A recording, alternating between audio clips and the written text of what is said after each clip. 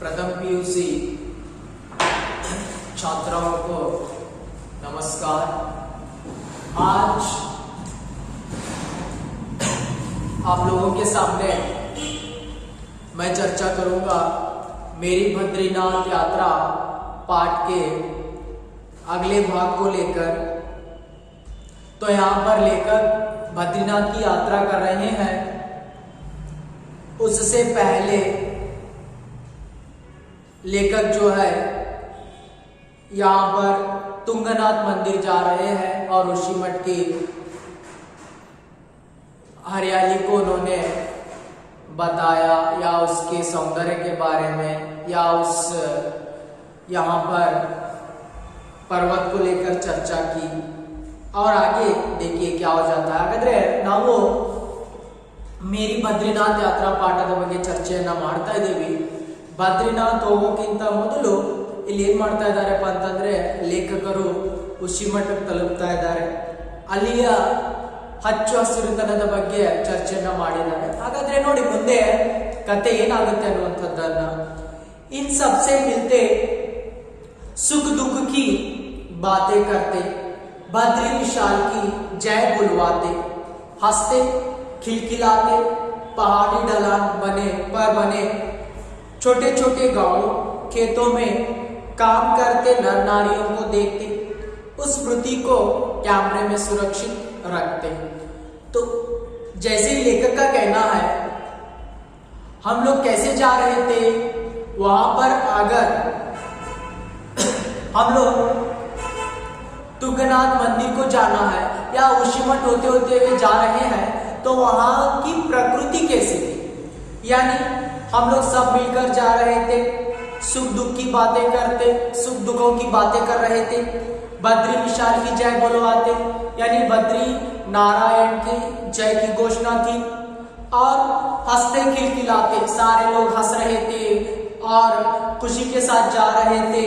पहाड़ी ढलान पर बने छोटे छोटे गांवों खेतों में काम करते नर नारियों को देखते, यानी जो पहाड़ी जो ढलान होती है वहां पर छोटे छोटे गांव होते हैं या जो भी नर नारी होते हैं उन सारे दृश्यों को अपने कैमरे में सुरक्षित रखते हुए और यानी फोटो खींचते हुए चट्टियों पर चाय नाश्ता लेते। चट्टियां मतलब वो जो पहाड़ होता है, पहाड़ में घुमाव होता है, वहां पर जो दुकानें होती है वहां पर हम लोग चाय नाश्ता लेते और उनसे झगड़ते हम अगले पड़ाव तक पहुंच जाते।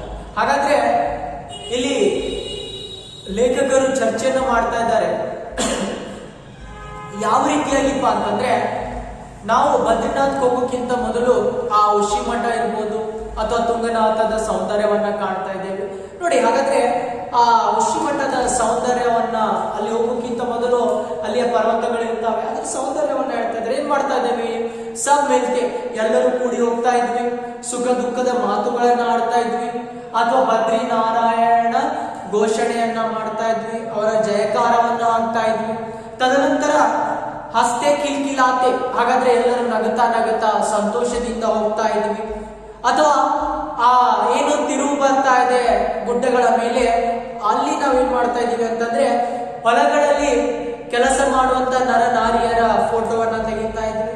ಅದೇ ರೀತಿಯಾಗಿ ಚಟ್ಟಿಯೋಪರ್ ಏನು ಆ ಗುಡ್ಡಗಾಡುಗಳಲ್ಲಿ ಅಂಗಡಿಗಳಿರ್ತಾವೆ, ಆ ಅಂಗಡಿಗಳಲ್ಲಿ ಚಾಯ್ ನಾಷ್ಟ ಮಾಡ್ತಾ ಎಲ್ಲರ ಜೊತೆ ಜಗಳವನ್ನ ಆಡ್ತಾ ಆಡ್ತಾ ಮುಂದೆ ಸಾಕ್ತಾ ಇದ್ವಿ।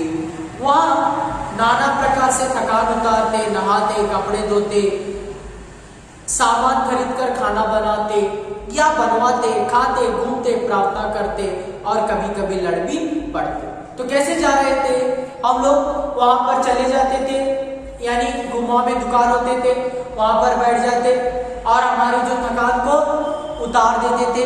उसी के साथ साथ हम लोग घूमते थे और वहां पर प्रार्थना करते थे या कभी कभी सारे लोगों से झगड़ते थे और वहां पर ऐसे हम लोग आगे बढ़ रहे थे, या कोई भी अनायास यानी बिना कोशिश के कोई हमारे मजाक का एक पात्र बन जाता था। हागाದ್ರೆ ನಾವು ಏನು ಆ ಗುಡ್ಡಗಾಡು ಪ್ರದೇಶಗಳಲ್ಲಿ ಅಂಗಡಿಗಳು ಬರ್ತಾ ಇದ್ವಿ, ಅಲ್ಲಿ ನಮ್ಮ ದಣಿವನ್ನ ಆರಿಸ್ಕೊಳ್ತಾ ಇದ್ವಿ, ತಿರುಗಾಡ್ತಾ ಇದ್ವಿ, ತದನಂತರ ಸ್ನಾನವನ್ನ ಮಾಡ್ತಾ ಇದ್ವಿ ಅಥವಾ ಬಟ್ಟೆಯನ್ನ ತೊಳಿತಾ ಇದ್ವಿ, ತದನಂತರ ವಸ್ತುಗಳನ್ನ ಖರೀದಿ ಮಾಡಿ ಅಡಿಗೆಯನ್ನ ಮಾಡ್ತಾ ಇದ್ವಿ. ಊಟವನ್ನ ಮಾಡೋದಿರ್ಬೋದು, ತಿರುಗಾಡೋದಿರ್ಬೋದು, ಅಥವಾ ಪ್ರಾರ್ಥನೆಯನ್ನ ಮಾಡ್ತಾ ಇದ್ವಿ. ಈ ರೀತಿಯಾಗಿ ನಮ್ಮ ಗುಂಪಿನಲ್ಲಿ ಯಾವುದಾದರೊಬ್ಬ ವ್ಯಕ್ತಿ ಏನಾಗ್ತಾ ಇದ್ದ ಅಂತಂದ್ರೆ ಅನಾಯಾಸ ಪ್ರಯತ್ನವನ್ನ ಮಾಡಲಾರದೆ ನಮ್ಮ ತಮಾಷೆಗೆ ಏನಾಗ್ತಾ ಇದ್ದ, ಪಾತ್ರನಾಗ್ತಾ ಇದ್ದ. ಅಂದ್ರೆ ಅವನಿಗೆ ತಮಾಷೆಯನ್ನ ಮಾಡ್ತಾ ಇದ್ವಿ. एक छोटी सी चट्टी पर खाना खा रहे थे कि सहसा हमारे दल के वयोवृद्ध सज्जन चिल्ला उठे, अरे बिच्छू बिच्छू। हम चौके कहाँ? वह गिड़गिड़ा रहे थे किसी तरह का कहा, या मेरी जान पर। हाय राम, वह तो सचमुच बिच्छू लग रहा था, पर वह चलता क्यों नहीं? सब मोमबत्तियां उठाकर उसे पकड़ने दौड़े, पर जानते हैं वह क्या निकला? चाबियों का गुच्छा, जो उनकी जेब से लटक कर जाल पर आ गया था। आ जाता है वहां पर हम सारे लोग खाने के लिए बैठे थे, एक चट्टी पर खाने के लिए बैठे थे। तो खाने के लिए बैठे थे, उसी समय क्या हो जाता है, हमारे समूह में रहने वाला एक बूढ़ा जो था, आदमी था बूढ़ा, वह चिल्लाने लगता है और हम लोग हैरान हो जाते हैं क्यों चिल्ला रहा है। तो वह बूढ़ा बताता है, अरे मेरे जान पर क्या है, यानी वहां पर बिच्छू है।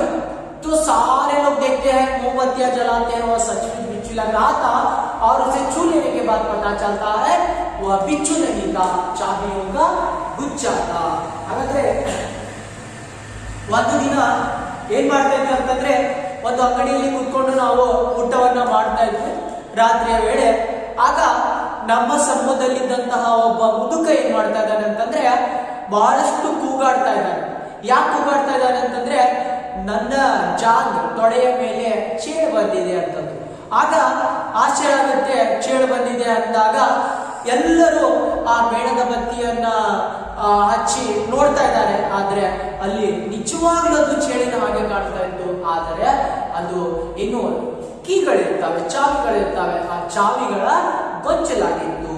ಲೇಕಿನ್ एक कथा है कहां तक कहीं जाए, उशीमठ होते हुए 29 मई को सवेरे ठीक 4 बजे हम तुंगनाथ की ओर चले। देखिए आगे उशीमठ पहुंचने के बाद उसके बाद 29 मई को सवेरे ठीक 4 बजे लेकर तुंगनाथ की ओर चले जाते हैं। ಹಾಗಾದ್ರೆ ಉಶಿಮಠ ಪಾರಾದ ಮೇಲೆ ಅವರು ಮುಂದೆ ಎಲ್ಲಿ ಹೋಗ್ತಾ ಇದ್ದಾರಪ್ಪ ಅಂತಂದ್ರೆ 29 ಮೇ तुंगनाथದ ಕಡೆಗೆ ಹೋಗ್ತಾ ಇದ್ದಾರೆ। 1280 फुट ऊंचे इस शिखर से हिम शिखरों का जो भव्य दृश्य देखने को मिला वह अपूर्व था। तो देखिए क्या हो जाता है, जैसे ही तुंगनाथ की ऊंचाई कितनी है, 1280 फुट ऊंचाई का ये जो शिखर हिम शिखरों से भरा हुआ है, बहुत खूबसूरत है। यानी हिम से ಹಾಗಾದ್ರೆ 12,080 ಫುಟ್ ಎತ್ತರದಲ್ಲಿರುವಂತಹ ಆ ತುಂಗನಾಥ ಪರ್ವತವನ್ನ ನೋಡಿದ್ರೆ, ಅಂದ್ರೆ ನಿಮ್ಗೆ ನೆನಪಿಡಬೇಕು, ಉಶಿಮಠ ಇರ್ಬೋದು, ತುಂಗನಾಥ್ ಇರ್ಬೋದು, ಬದ್ರಿನಾಥ್ ಇರ್ಬೋದು, ಅವುಗಳ ದೇವಸ್ಥಾನಗಳ ಹೆಸರು ಮೇಲೆ ಅದೇ ಪರ್ವತಗಳನ್ನ ಹಾಗೆ ಕರೀತಾ ಇತ್ತು. ಹಾಗಾಗಿ ಹಿಮಶಿಖರದಿಂದ ಕೂಡಿದಂತಹ ಆ ದೃಶ್ಯ मनमोहकವಾಗಿತ್ತು। इतना अपूर्व की 3 मील की वह प्राणलेवा चढ़ाई और उससे भी अधिक पैर तोड़ देने वाली उतराई हमें तनिक भी नहीं थका सकी। क्या हो जाता है, जैसे ही तुंगनाथ पर्वत के ऊपर हम लोग जा रहे थे, 3 माइल जो है ऊपर चढ़ना है और उससे भी अधिक पैर उतरने वाली, यानी आप चढ़ते आसान है लेकिन उतरना बहुत मुश्किल हो जाता है। ಹಾಗಾದ್ರೆ ಆ ತುಂಗನಾಥ ಆ ಪರ್ವತ ಇದೆಯಪ್ಪ, ಏರ್ಬೇಕಂದ್ರೆ ನಾವು 3 ಮೈಲು ಬಹಳ ಎತ್ತರದಲ್ಲಿ ಏರಿದ್ವಿ, ಆದ್ರೆ ಅಷ್ಟೇ ಅಧಿಕವಾಗಿ ಇಳಿಯುವಂತದ್ದಿತ್ತು, ಅಂದ್ರೆ ನಮ್ಗೆ ಅಷ್ಟು ತೊಂದರೆ ಆಗ್ತಾ ಇತ್ತು ಅಲ್ಲಿ। अंधकार जैसे जैसे गधराता गया वैसे वैसे उन शिखरों का रंग पलटता गया। देखिए जैसे चारों तरफ अंधकार गधराया जाता था, फैल जाता था, वह शिखरों की सुंदरता और भी अच्छी लगती थी। ಯಾವ ರೀತಿಯಾಗಿ ಕತ್ತಲೆ ಬರ್ತಾ ಇತ್ತು, ಆವರಿಸ್ತಾ ಇತ್ತು, ಆ ಬಿಳಿ ಬಣ್ಣದ ಹಿಮಗಳಿಂದ ಕೂಡಿದಂತ ಪರ್ವತಗಳು ಹರಿತಾ ಇದ್ವು। पहले उषा और फिर अरुण किरणों ने जैसे उनका स्पर्श किया, प्रकृति झट अंगड़ाई लेकर उठ बैठी। अरे जैसे ही पहले उषा रात, बाद में वहां पर सूरज की किरण सुबह हो जाती थी, ऐसे लगता था शायद प्रकृति, यानी उन हिम शिखरों को मैं देख लेता था, पर्वतों को देख लेता था, अरे ऐसा लगता था सुंदर प्रकृति अंगड़ाई लेकर बैठ गई है। ಹಾಗಾದ್ರೆ ಯಾವ ರೀತಿ ಆಗ್ತಾ ಇತ್ತಪ್ಪ ಅಂತಂದ್ರೆ ಮೊದಲು ರಾತ್ರಿ, ತದನಂತರ ಸೂರ್ಯನ ಕಿರಣಗಳು ಆ ಹಿಮ ಶಿಖರಗಳ ಮೇಲೆ ಬಿದ್ದಾಗ ನನಗೆ ಪ್ರಕೃತಿ ಮೈ ಮುರಿದು ಬೆಳಿಗ್ಗೆ ಬಹಳ ಚೆನ್ನಾಗಿ ಸುಂದರವಾಗಿ ಕಾಣ್ತಾ ಇದೆ ಅನ್ನುವ ಹಾಗೆ ಅಲ್ಲಿ ನನಗೆ ಭಾವವಾಗ್ತಾ ಇತ್ತು. अब तक एक के बाद एक शिखर स्मित हास्य से लगभग जगमग कर उठा जैसे अप्सराएं खिलखिला उठी हो। उनकी इंद्रधनुष साड़ी हवा में उड़ने लगी होती है। जैसे सूरज की किरणें आ रही थी तो सारे पर्वत एक के बाद चमक रहे थे और ऐसे लग रहा था अप्सराएं आकर अपने 7 रंग की साड़ी में वहां पर अपने जो हवा में उड़ने लगी हो या सुंदरता को दिखाने लगे। ಪರ್ವತ ಎಲ್ಲವುಗಳು ಯಾವ ರೀತಿ ಕಾಣ್ತಾ ಇದ್ವಪ್ಪ ಅಂತಂದ್ರೆ ಅಪ್ಸರೆಯರು ಬಂದು ತನ್ನ ಇಂದ್ರಧನುಷ್ ಕಾಮನ ಬಿಲ್ಲಿನ ಹಾಗೆ 7 ಬಣ್ಣಗಳಿರುವಂತಹ ಸೀರೆಯನ್ನ ತೊಟ್ಟು ಬಂದು ಅಲ್ಲಿ ತನ್ನ ಸೌಂದರ್ಯವನ್ನ ಅಥವಾ ಆ ಮೈದಾನದಲ್ಲಿ ಆಟವನ್ನ ಆಡ್ತಾ ಇದ್ದಾರೆ ಅನ್ನುವ ಹಾಗೆ ಅಷ್ಟು ಸುಂದರತೆಯಲ್ಲಿ ಕಂಡು ಬರ್ತಾ ಇತ್ತು. बुरास के फूल झूम झूम कर नाचने लगे, पक्षी संगीत संजोने लगे और वहां पर बुरास के फूल में थे यानी जो जंगली फूल है और वहां पर उसी के साथ साथ पक्षी भी अपने चहक से सारे और आवाज को गुंजाइश कर रहे थे. ಹಾಗಾದ್ರೆ ಏನು ಅಲ್ಲಿ ಕಾಡು ಅಥವಾ ಆ ಪರ್ವತದಲ್ಲಿರುವಂತಹ ಬುರಾಸ್ ಇರಬಹುದು, ತದನಂತರ ಪಕ್ಷಿಗಳು ಎಲ್ಲ ಕಡೆ ಏನ್ ಮಾಡ್ತಾ ಇದಾವಪ್ಪ ಅಂತಂದ್ರೆ ತನ್ನ ಚಿಲಿಪಿಲಿ ಕಲರವನ್ನ ಹರಡಿದ್ದಾವೆ. ಗಂಗೋತ್ರಿ, जमुनोत्री, केदारनाथ, बद्रीनाथ, चौकम्मा सभी रजत शिखर सूर्य के प्रकाश में चमक रहे थे. तो वहां पर आने वाले सारे जो शिखर थे, गंगोत्री, जमुनोत्री, केदारनाथ, बद्रीनाथ, चौकम्मा, ये सारे जो शिखर है बहुत चमक रहे थे. ಹಾಗಾದ್ರೆ ರಜತ್ ಬೆಳ್ಳಿಯ ಬಣ್ಣದ ಹಾಗೆ ಹೊಳೆಯುವಂತಹ ಆ ಗಂಗೋತ್ರಿ ಇರ್ಬೋದು, ಜಮುನೋತ್ರಿ ಇರ್ಬೋದು, ತದನಂತರ ಚೌಕಂಬ ಇರ್ಬೋದು, ಬದ್ರಿನಾಥ್ ಇರ್ಬೋದು, ಎಲ್ಲ ಪರ್ವತಗಳು ಬಹಳಷ್ಟು ಬಿಸಿ ನೀರಿನಲ್ಲೇ ಹೊಳಿತಾ ಇದ್ವು. और चौकम्बा तो ऐसा लग रहा था जैसे देवताओं के खेल के मैदान में को किसी कुशल चित्रकार ने धवल रंग में लिख दिया. देखिए चौकम्बा पर्वत इतना सुंदर लग रहा था, इतना खूबसूरत लग रहा था, अरे जैसे ही क्या हो गया है यानी किसी चित्रकार ने आकर वहां पर धवल यानी सफेद रंग से चित्र कर दिया हो या चित्र को निकाला हो, ऐसे लग रहा था. ಹಾಗಾದ್ರೆ ಅಲ್ಲಿ ಏನಾಗ್ತಾ ಇತ್ತಪ್ಪ ಅಂತಂದ್ರೆ ಚೌಕಂಬ ಪರ್ವತ ಎಷ್ಟು ಸುಂದರವಾಗಿ ಕಾಣ್ತಾ ಇತ್ತಪ್ಪ ಅಂತಂದ್ರೆ ಆ ಒಬ್ಬ ಚಿತ್ರಕಾರ ಬಂದು ಬಿಳಿ ಬಣ್ಣದಿಂದ ಚಿತ್ರವನ್ನ ಬಿಡಿಸಿದನೋ ಅನ್ನುವ ಹಾಗೆ ಕಾಣ್ತಾ ಇತ್ತು ಆಟದ ಮೈದಾನದಲ್ಲಿ, ಯಾವ ದೇವತೆಗಳ ಆಟದ ಮೈದಾನದಲ್ಲಿ ಆ ರೀತಿ ಆ ಪರ್ವತ ಕಾಣ್ತಾ ಇತ್ತು. रजत, स्वर्ण, प्लाटिनम का ठोस रूप लेते ही हिम शिखरों को देखने यात्री इतने कष्ट उठाकर आते हैं और पर विरलों को यह सौभाग्य मिलता है क्योंकि दोपहर होते होते वहां सब कुछ कोहरे के आवरण में छिप जाता है. देखिए रजत चांदी, स्वर्ण सोना, प्लाटिनम यानी जो धातु होता है और ठोस, ये सारे रंग उसमें दिखाई दे रहे थे शिखरों में, क्योंकि ये जो सुंदरता देखने के लिए बहुत विरल यानी कम लोगों को मिलता है सौभाग्य, क्योंकि जैसे दोपहर हो जाती है शबनम आने की वजह से सारा शबनम में वहां पर छिप जाता है. ಹಾಗಾದ್ರೆ ಬೆಳ್ಳಿ, ಬಂಗಾರ ಇರಬಹುದು ಅಥವಾ ಆ ಧಾತು ಇರಬಹುದು, ತಾಮ್ರ ಇರಬಹುದು, ಯಾವುದೇ ಎಲ್ಲ ಬಣ್ಣಗಳು ಸಹಿತ ಅಲ್ಲಿ ಕಂಡು ಬರ್ತಾ ಇತ್ತು. ಆದರೆ ಆ ಹಿಮ ಶಿಖರಗಳ ಸೌಂದರ್ಯವನ್ನ ನೋಡುವಂಥದ್ದು ಕೆಲವೊಬ್ಬರಿಗೆ ಮಾತ್ರ ಆ ಸೌಭಾಗ್ಯ ಸಿಗುತ್ತೆ.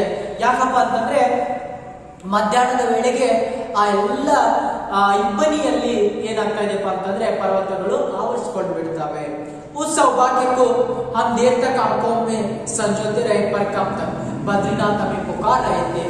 कहा जाता है जैसे ही लेखक तुंगनाथ पर्वत की सुंदरता को देखते हैं तो आगे बढ़ जाते हैं बद्रीनाथ की ओर. ಹಾಗಾದ್ರೆ ಉಷಿಮಠ ನೋಡಿದ್ರು ಅಥವಾ ತುಂಗನಾಥ್ ನೋಡಿದ್ರು, ಆದ್ರೆ ಮುಂದೆ ಹೋಗ್ತಾ ಇದ್ದಾರೆ ಬದ್ರಿನಾಥಕ್ಕೆ. सो तुंगनाथ सगरवन सभी पीछे छूट गए, गोपेश्वर भी में भी नहीं रुके. यहाँ के प्राचीन मंदिर, उसकी मूर्तियां और त्रिशूल रूपी स्तंभ पर प्राचीन लेकर देखकर हमने शिव की घाटी से विदा ली। तो क्या किया हम लोगों ने, यहाँ पर जैसे ही आगे बढ़ रहे थे तो वहां पर तुंगनाथ भी छूट गया और गोपेश्वर में भी नहीं रुके हम लोग। आगे जाते हैं लेकिन वहां के प्राचीन पुराने जो मंदिर थे, मूर्तियां थी या त्रिशूल रूपी स्तंभ था, सारे देखकर हम लोग क्या किया, यानी भगवान शिव की घाटी से विदा ली। ಹಾಗಾದ್ರೆ ನಾವು ತುಂಗನಾಥ ಹಿಂದೆ ಹೋಯ್ತು, ತದನಂತರ ಬದ್ರಿನಾಥ ಮುಂದೆ ಹೋಗ್ಬೇಕು, ಆದ್ರೆ ಗೋಪೇಶ್ವರ ಅದನ್ನು ಸಹಿತ ನಾವು ನೋಡ್ತಾ ಇದ್ದೇವೆ। ಹಾಗೆ ಮುಂದೆ ಹೋಗ್ತಾ ಹೋಗ್ತಾ ನಾವೇನ್ ಮಾಡ್ತಾ ಇದ್ದೇವೆ, ಅಲ್ಲಿಯ ಪ್ರಾಚೀನ ಮಂದಿರಗಳನ್ನ, ಮೂರ್ತಿಗಳನ್ನ, ತ್ರಿಶೂಲ ರೂಪಿಯ ಸ್ತಂಭಗಳನ್ನ ನೋಡ್ತಾ ಇದ್ದೇವೆ। ಈ ರೀತಿಯಾಗಿ ನಾವು ಶಿವನ ಒಂದು ಪರ್ವತದಿಂದ दूर ಆಗ್ತಾ ಇದ್ದೇವೆ, ಅಲ್ಲಿಂದ ಬರ್ತಾ ಇದ್ದೇವೆ। अब विष्णु अर्थात बद्रीनारायण के प्रदेश में चमोली पहुंचकर बस पर,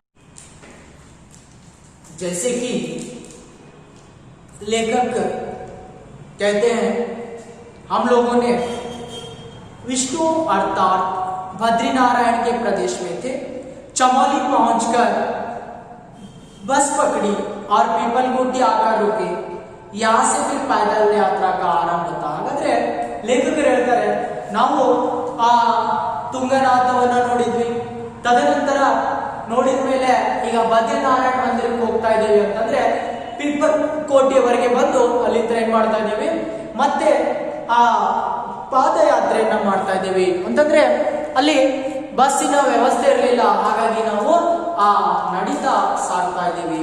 बद्रीनाथ की घाटी में केदारनाथ की घाटी जैसा सौंदर्य नहीं है, अरितिमा नहीं, हिमशिखर नहीं, केवल अलकनंदा का रूप जाल है।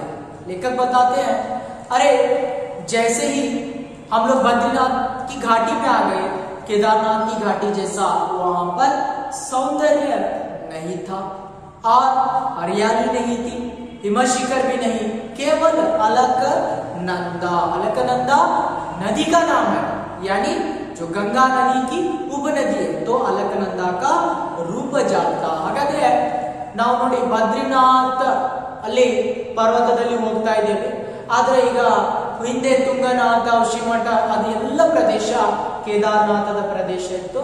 ಹಾಗಾದ್ರೆ ಇಲ್ಲಿ ನಾವು ಮುಂದೆ ಬರ್ತಾ ಇದೀವಪ್ಪ ಅಂತಂದ್ರೆ ಆ ಬದ್ರಿನಾರಾಯಣ ಮಂದಿರ ಪರ್ವತದಲ್ಲಿ ಯಾವುದೇ ರೀತಿಯ ಸೌಂದರ್ಯ ಇರಲಿಲ್ಲ, ತದನಂತರ ಹಚ್ಚ ಹಸಿರುತನ ಇರಲಿಲ್ಲ, ಹಿಮಶಿಖರ ಇರಲಿಲ್ಲ, ಕೇವಲ ಅಲಕಾನಂದ, ಹಾಗಾದ್ರೆ ಗಂಗಾ ನದಿಯ ಉಪನದಿ ಇದಾಗಿದೆ, ಆ ನದಿಯ ರೂಪಜಾಲ ಸೌಂದರ್ಯ ಕಂಡು ಬರ್ತಾ ಇತ್ತು। ಯಾಕಂದ್ರೆ ಆ ನದಿ ಆ ಬದ್ರಿನಾರಾಯಣ ಪರ್ವತದಲ್ಲಿ ಒಂದು ಕಡೆಯಿಂದ ಮತ್ತೊಂದು ಕಡೆಗೆ ಹರಿತಾ ಇತ್ತು।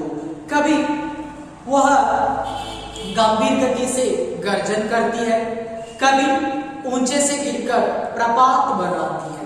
देखिए कैसे जा रही थी वो जो नदी, कैसे बह रही थी, यानी कभी गंभीर गति से गर्जन करती बह रही थी और कभी ऊंचे से गिरकर प्रपात बना रही थी और कभी अतल में बहती है और उसी के साथ साथ तो कभी मार्ग को छू भी लेती है। ಹಾಗಾದ್ರೆ ಆ ಅಲಕನಂದ ನದಿ ಯಾವ ರೀತಿಯಾಗಿ ಹರಿತಾ ಇತ್ತಪ್ಪ ಅಂತಂದ್ರೆ, ಹಾಗಾದ್ರೆ ನೋಡಿ ಗಂಭೀರ ಗತಿಯಿಂದ ಗರ್ಜಿಸ್ತಾ ಹರಿತಾ ಇತ್ತು, ಅಥವಾ ಎತ್ತರದಿಂದ ಏನು ಬಿದ್ದು ಪ್ರಪಾತವನ್ನ ಅಂದ್ರೆ ಆಳನ್ನ ಮಾಡಿ ಹರಿತಾ ಇತ್ತು। और अदल में बहती थी, ಕೆಲವೊಂದು ಸರಿ ಇಳಿಜಾರಿನಲ್ಲಿ ಹರಿತಾ ಇತ್ತು, और मार्ग को छू लेती थी, ಕೆಲವೊಂದು ಸಲ मार्गದ ಮೇಲೆ हरिता इತ್ತು। कई जगह बर्फ के प्राकृतिक पुल बन गए थे और उनके नीचे इधर उधर से धाराएं ऐसे भाग रही थी जैसे नटखट बालक गुर्जनों के घेरे को तोड़कर शोर मचाते हुए निकल भागते हैं। यानी वो जो अलकनंदा की धाराएं ऐसी बह रही थी जैसे बर्फ के फूल बने हुए थे, तो बर्फ के फूल बने हुए थे और उस बर्फ के फूलों के नीचे ऐसे जा रही थी, यानी जैसे कोई एक बच्चा अपने गुरुजनों के नटखट, यानी गुरुजनों के बीच में नटखट करके उनके पैरों से भाग लेता है, उस तरह वह नदी की जो झरने भाग रहे थे। ಹಾಗಾದ್ರೆ ಅಲಕನಂದ ಆ ನದಿಯ ಝರಿಗಳಿದಾವೆ, ಯಾವ ರೀತಿಯಾಗಿ ಅವು ಮುಂದೆ ಸಾಗ್ತಾ ಇದಾವಪ್ಪ ಅಂತಂದ್ರೆ ಆ ಹಿಮದ ಆಣೆಕಟ್ಟಿದ್ದಾವೆ ಅಥವಾ ಹಿಮದಿಂದ ಕೂಡಿದಂತಹ ಫೂಲ್ಗಳು ಆಗಿದ್ದಾವೆ, ಆಣೆಕಟ್ಟು ನಿರ್ಮಾಣ ಆಗಿದೆ। ಆ ನಡುವೆ ಒಬ್ಬ ಮಗು ಶಿಕ್ಷಕರ ನಡುವಿನಿಂದ ತುಂಟಾಟತನವನ್ನ ಮಾಡಿ ಹೇಗೆ ಕಾಲಿನ ಕೆಳಗಡೆ ತಪ್ಪಿಸ್ಕೊಂಡು ಹೋಗ್ತಾನೆ, ಆ ರೀತಿ ಆ ನದಿಯ ಝರಿಗಳು ಹರಿತಾ ಇದ್ವು। उसी शोर में यात्रियों का शोर मिल गया था, क्योंकि अपेक्षाकृत सुगम होने के कारण इस ओर यात्री बहुत आते हैं। तो यहाँ पर सारे दृश्य देखने को बहुत अच्छे थे और यहाँ पर घूमने फिरने के लिए सुगम रास्ता था, दृश्य था, इसलिए बहुत सारे यात्री यहाँ पर आ जाते थे। ಹಾಗಾದ್ರೆ ಬಹಳಷ್ಟು ಯಾತ್ರಿಗಳು ಇಲ್ಲಿ ಯಾಕೆ ಬರ್ತಾ ಇದ್ರಪ್ಪ ಅಂತಂದ್ರೆ ತಿರುಗಾಡಲಿಕ್ಕೆ ಅಥವಾ ನೋಡಲಿಕ್ಕೆ ಸುಗಮವಾದಂತ ದೃಶ್ಯ ದಾರಿ ಇತ್ತು, ಹಾಗಾಗಿ ಎಲ್ಲರೂ ಸಹಿತ ಅಲ್ಲಿ ಬರ್ತಾ ಇದ್ರು। उन्हीं के साथ हम गरुड़ गंगा पहुंच गए। तो उन्हीं के साथ हम लोग कहां पर पहुंच जाते हैं, गरुड़ गंगा। ಅದೇ ರೀತಿಯಾಗಿ ನಾವು ಎಲ್ಲಿ ಹೋಗಿ ತಲುಪಿದೀವಿಪ್ಪ ಅಂತಂದ್ರೆ गरुड़ गंगा ಹೋಗಿ ತಲುಪುತ್ತೀವಿ। यह सुना कि जो गंगा में स्नान कर बिना देखे पत्थर का एक टुकड़ा पूजा करने के लिए घर ले जाता है, उसे सांपों का डर नहीं रहता। तो गरुड़ गंगा की विशेषता खासियत क्या है, यानी जो आदमी यहाँ पर बिना देखे नहाते समय क्या हो जाता है, गंगा में स्नान करना है और कैसे स्नान करना है, और बिना देखे पत्थर का एक टुकड़ा पूजा करता है और उसे कोई भी यहाँ पर सांपों का डर नहीं रहता। ಹಾಗಾದ್ರೆ ಈ ಗರುಡ ಗಂಗಾದಲ್ಲಿ ವ್ಯಕ್ತಿ ಸ್ನಾನ ಮಾಡಿ ಅಲ್ಲಿ ನೋಡಲಾರದೆ ಕಣ್ಮುಚ್ಚಿ ಅಲ್ಲಿ ಒಂದು ಸಣ್ಣ ಬಂಡೆಗಲ್ಲನ್ನ ತೆಗೆದುಕೊಂಡು ಬಂದ್ರೆ ಅಲ್ಲಿ ಏನಾಗುತ್ತಪ್ಪ, ಅವನಿಗೆ ಹಾವುಗಳ ಹೆದರಿಕೆ ಇರೋದಿಲ್ಲ। ಹಾಗಾಗಿ ನೋಡಿ, ಗಾಡಿ ಹೇಳ್ಬೇಕಂದ್ರೆ ಹಾವುಗಳನ್ನ ಹಿಡಿಯೋರಿಗೆ ಕೈ ಹೇಳ್ತಾರೆ ಗರುಡ ಇದೆಯಾ ಅಂತ, ಇದೇ ಕಾರಣ ಇದೆ, यही कारण, यानी वहां पर स्नान करके बिना देखे पत्थर का एक टुकड़ा पूजा करने के लिए घर ले आना है। ಹಾಗಾದ್ರೆ ಸ್ನಾನ ಮಾಡಿ ಅಲ್ಲಿ ನೋಡಲಾರದೆ ಒಂದು ಕಲ್ಲನ್ನ ತೆಗೆದುಕೊಂಡು ಬರಬೇಕು, ಪೂಜೆಯನ್ನ ಮಾಡಲಿಕ್ಕೆ ಮನೆಯನ್ನ ತೆಗೆದುಕೊಂಡು ಬರಬೇಕು। लेकिन हमारे एक मित्र थे जो यात्रा में नहाना ही आवश्यक नहीं समझते थे, फिर इस यात्रा में हर कहीं पानी रक्त को जमा देता है। हमारे समूह में एक मित्र था, वो नहाना ही नहीं चाहता था, क्योंकि अगर यात्रा में नहा लेंगे तो क्या हो जाता है, ये जो पानी रक्त जमा देता है। ಹಾಗಾದ್ರೆ ನಮ್ಮಲ್ಲಿ ಒಬ್ಬ ಸಮೂಹದಲ್ಲಿ ಒಬ್ಬ ಮಿತ್ರ ಇದ್ದ, ಯಾವ ರೀತಿಯಾಗಿಪ್ಪ ಅಂತಂದ್ರೆ ಯಾತ್ರೆಯಲ್ಲಿ ಸ್ನಾನ ಮಾಡಲಿಕ್ಕೆ ಅವನಿಗೆ ಇಷ್ಟನೇ ಆಗ್ತಾ ಇರಲಿಲ್ಲ। ಸ್ನಾನ ಮಾಡಿದ್ರೆ ಏನಾಗುತ್ತೆ, ನಮ್ಮ ರಕ್ತ ಹೆಪ್ಪುಗಟ್ಟುತ್ತೆ, ತಣ್ಣೀರಿರುತ್ತೆ ಅನ್ನುವಂತಹ ಭಾವನೆ। ಏನ್ ಮಾಡ್ತಾನೆ ನೋಡಿ, ಫಿರ್ एक बार ऐसे ही स्थान पर उन्हें नहाने के लिए विवश किया गया, तो बेचारे नहाने गए। लौटे तो बुरी तरह कांप रहे थे। हमने पूछा कहीं ये दिल जम गया या बच गया? बोले जम कैसे सकता था, हमने वहां पानी लगने ही नहीं दिया। जैसे ही वह नहाना चाहता ही नहीं था तो सारे लोग उसे ऐसे मजबूर करते हैं नहाने के लिए, तो नहाने के लिए जाकर फिर वापस आ जाता है तो कांपने लगा था। हम सारे लोग उसे पूछ लेते हैं अरे क्या हो गया, दिल जम गया या बच गया? लेकिन उन्होंने बताया हमने वहां पर पानी लगने ही नहीं दिया। ಹಾಗಾದ್ರೆ ಆ ಮನುಷ್ಯ ಯಾವಾಗಲೂ ಏನ್ ಮಾಡ್ತಾ ಇದ್ದಪ್ಪ ಅಂತಂದ್ರೆ ಸ್ನಾನ ಮಾಡಲಿಕ್ಕೆ ಹೆದರ್ತಾ ಇದ್ದ। ಆಗ ನಾವೆಲ್ಲರೂ ಸೇರಿ ಯಾತ್ರೆಯಲ್ಲಿ ಅವನಿಗೆ ಸ್ನಾನ ಮಾಡು ಅಂತಂದು ಬಹಳ ಒತ್ತಾಯ ಮಾಡಿದಾಗ ಅವನು ಸ್ನಾನವನ್ನ ಮಾಡಿ ಬರ್ತಾನೆ, ಬಹಳಷ್ಟು ನಡುತ್ತಾ ಇರ್ತಾನೆ। ಆಗ ನಾವು ಹೇಳ್ತಾ ಇದೀವಿ, ಏನು ರಕ್ತ ನಿನ್ನ ಹೆಪ್ಪುಗಟ್ಟಿದೆಯಾ ಅಥವಾ ನಿನ್ನ ಹೃದಯಕ್ಕೆ ನೋವಾಗಿದೆಯಾ ಅಂದಾಗ ಅವನು ಹೇಳ್ತಾನೆ, ನಾನು ಅಲ್ಲಿ ನೀರನ್ನ ತಾಕ್ಲಿಕ್ಕೆ ಕೊಡ್ಲಿಲ್ಲ, ಹಾಗಾಗಿ ನನಗೆ ಯಾವುದೇ ಸಮಸ್ಯೆ ಆಗಿಲ್ಲ। इसी गरुड़ गंगा से पाताल गंगा की चढ़ाई आरंभ होती है, यानी गरुड़ गंगा से हम हटने के बाद पाताल गंगा की चढ़ाई, ಮತ್ತೆ पाताल गंगाದ ಮೇಲೆ ಏರ್ತಾ ಇದ್ದೇವೆ। पर्वतಗಳ ಹೆಸರಿದ್ದಾವೆ। गंगा सचमुच पाताल में है और किनारे का पहाड़ हमेशा टूटता रहता है। नाम पर पगडंडी इतनी संकरी है, टेढ़ी मेढ़ी है, जैसे काली भयानक घटा में बिजली की चमक। तो क्या आ जाता है, हम लोग पाताल गंगा में चढ़ रहे हैं, वहां का रास्ता ऐसा है, सचमुच गंगा पाताल गंगा बहुत पाताल में है, क्योंकि किनारे पर पहाड़ है और पहाड़ ऐसे टूट रहा है, वहां की पगडंडी यानी पैदल जो रास्ता है इतना संकरा, इतना छोटा है, टेढ़ा मेढ़ा है, जैसे काली भयानक घाटी में वहां पर क्या हो गया है, तो बिजली की चमक आ रही है, डरावना प्रदेश है। ಹಾಗಾದ್ರೆ ಏನಾಗ್ತಾ ಇದೆಪ್ಪ ಅಂತಂದ್ರೆ, ನಾವು ಆ ಗರುಡ ಗಂಗಾವನ್ನ ಪಾರ ಮಾಡಿ ಪಾತಾಳ ಗಂಗಾಕ್ಕೆ ಹೋಗ್ತಾ ಇದ್ದೀವಿ. ಹಾಗಾದ್ರೆ ಆ ಪಾತಾಳ ಗಂಗಾಕ್ಕೆ ಹೋಗ್ತಾ ಇದೀವಿ ಅಂತಂದ್ರೆ, ಆ ಪಾತಾಳ ಗಂಗಾ ನಿಜವಾಗಲೂ ಪಾತಾಳದಲ್ಲಿದೆ. ಪಾತಾಳದಲ್ಲಿದೆಪ್ಪ ಅಂತಂದ್ರೆ ಅದರ ದಡದಲ್ಲಿ ನೋಡಿದಾಗ ಪರ್ವತ ಹಾಗೆ ಬೀಳ್ತಾ ಇದೆ, ಯಾಕಂದ್ರೆ ನೀರು ಹರಿದು ಬೀಳ್ತಾ ಇದೆ. ಪಗಡಂಡಿ ಕಾಲುದಾರಿ ಎಷ್ಟು ಸಣ್ಣದಾಗಿದೆಯಪ್ಪ ಅಂತಂದ್ರೆ, ಒಂದು ಭಯಾನಕ ಕಪ್ಪು ಮೋಡಿನಲ್ಲಿ ಯಾವ ರೀತಿಯಾಗಿ ಆ ಮಿಂಚು ಬರುತ್ತೆ ಆ ರೀತಿ ಅಲ್ಲಿ ನಮ್ಗೆ ಕಾಣ್ತಾ ಇತ್ತು. लेकिन सुना जाता है कि इसी प्रदेश में पार्वती ने शिव से विवाह करने के लिए तप किया था, यानी पाताल गंगा में पार्वती ने तप किया था शिव के लिए. ಹಾಗಾದ್ರೆ ಹೇಳ್ತಾರೆ ಏನಪ್ಪಾ ಅಂತಂದ್ರೆ, ಶಿವನನ್ನ ಪಡೆಯಲಿಕ್ಕೆ ಪಾರ್ವತಿ ಏನ್ ಮಾಡಿದಾಳೆ, ಇದೇ ಒಂದು ಪ್ರದೇಶದಲ್ಲಿ ತಪಸ್ಸನ್ನ ಮಾಡಿದಾಳೆ. ವರ್ಷೋं पत्ते खाकर रही थी, इसलिए आज भी यह पर्णखंड या पाइकंडा कहलाता है. तो बहुत दिनों तक, बहुत वर्षों तक सिर्फ पत्तों को खाकर वह तप कर रही थी, इसलिए उसे पर्णखंड, पर्ण यानी पत्ता, पत्तों का समूह कहा जाता है, ಪೈಕಂಡ ಕहा जाता है. ಹಾಗಾದ್ರೆ ಎಷ್ಟೋ ವರ್ಷಗಳವರೆಗೆ ಎಲೆಗಳನ್ನ ತಿಂದು ತಪಸ್ಸನ್ನ ಮಾಡಿದಾಳೆ ಪಾರ್ವತಿ ಆ ಪ್ರದೇಶದಲ್ಲಿ. ಹಾಗಾಗಿ ಆ ಪ್ರದೇಶವನ್ನ पर्णखंड ಅಥವಾ ಪೈಕಂಡ ಅಂತೇಳಿ ಕರೀತಾ ಇದ್ದಾರೆ. यही कहानियां सुनते सुनते हम जोशीमठ जा पहुंचे. यहाँ से बद्रीनाथ केवल 19 मील रह जाता है. तो सारे पर्वतों को देखते देखते हम जोशीमठ पहुंच जाते हैं और बद्रीनाथ केवल 19 मील रह जाता है. ಹಾಗಾದ್ರೆ ನಾವು ಜೋಶಿಮಠ ತಲುಪ್ತಾ ಇದ್ದೇವೆ, ಅಲ್ಲಿಂದ ಕೇವಲ 19 ಮೈಲ್ ಉಳಿತಾ ಇದೆ ಆ बद्रीनाथ. यह आद्य शंकराचार्य द्वारा स्थापित 4 मठों में से एक है. तो ये जोशीमठ है शंकराचार्य द्वारा निर्मित 4 मठों में से एक है. ಶಂಕರಾಚಾರ್ಯರವರು ಸ್ಥಾಪನೆ ಮಾಡಿದಂತಹ ಆ 4 ಮಠಗಳಲ್ಲಿ ಸಹಿತ ಇದು ಒಂದು ಆಗಿದೆ.